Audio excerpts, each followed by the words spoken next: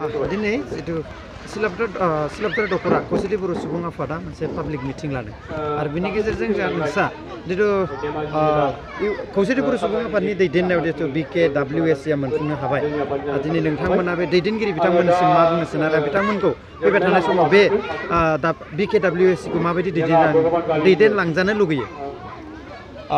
गिबियावनो आङो नोंथांमोननि खौरांगिरिनिसिम आङो गिबियावनो अननाय आरो साबायखरखौ बावहरनो गोनां जाबाय।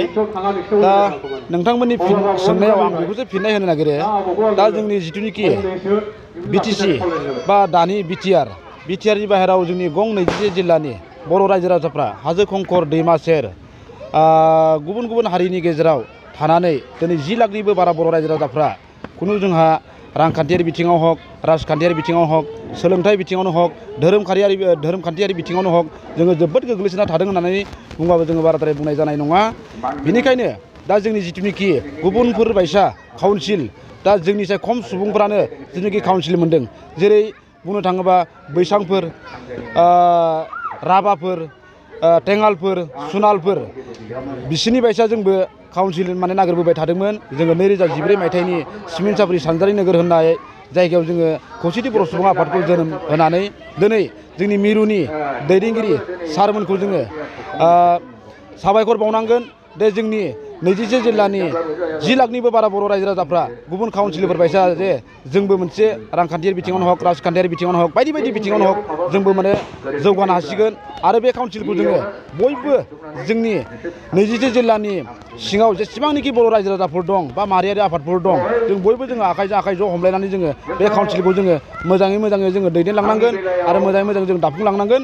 जोङो बेखौ सिलाबथार दखरा खौसेथि बर' सुबुं आफादनि जानानै खावलायनाय। आरो दिनै नोंथांमोननि जितु दखरानि जितु रायजो राजाफ्रा नोंथांमोननि खावलायनाय बायदि जितु हाबाफारिफ्राव बाहागो लाफैबाय दं बिथांमोननिसिम नोंथाङा मा बुंनो सानो?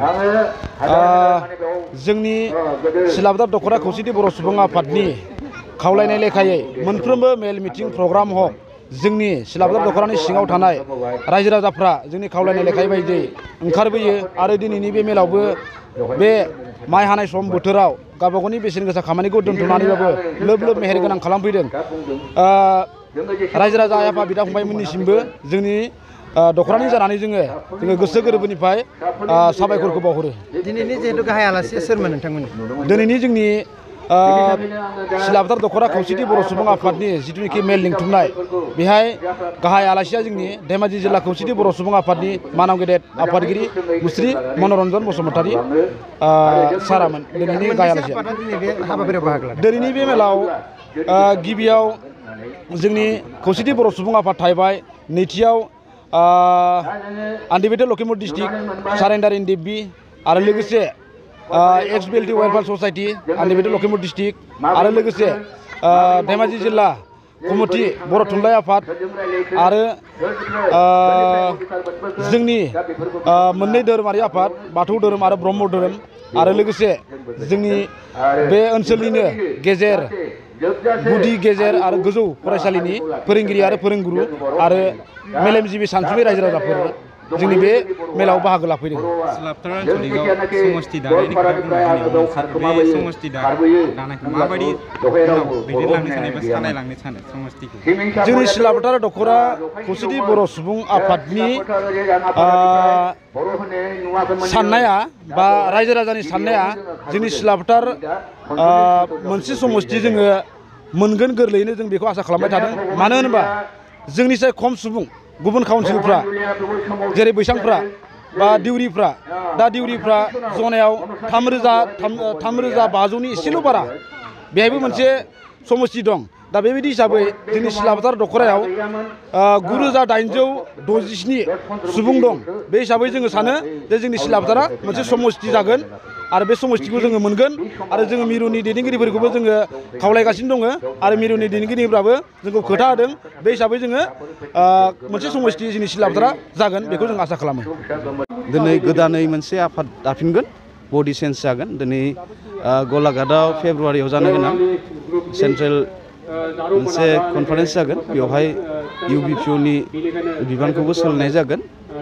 थ' बेखिनियानो। आरो नोंथांमोना जिहेतु गोबाव सम जितु जाथिनि थाखाय नांबोदोंमोन थिग दिनै नोंथांमोना गोबां केडारफोर दङ थिग बिथांमोनखौ जिहेतु दैदेननो थाखाय नोंथांमोना काउन्सिलनि गेजेरजों माबा मोनसे हास्थायनायबाथ' थागोन दा जों बेखौ जोङो बुंथ'नाय नङा आरो बेयो समबो नङा जों काउन्सिलाव माबा मोनसे लुगैनानै जोङो बा जोङो सियार नांगौ बा माबा मानसि नांगौ होननानै जोङो दिनै UBPयाव जोङो खामानि ज' मावाखै जोंना थांखिया मोनसेयानो जे जों मोनसे थांखि लानानै NDFBयाव हाबदोंमोन बा जों गोबां जाहोननि थाखाय बा जोंनि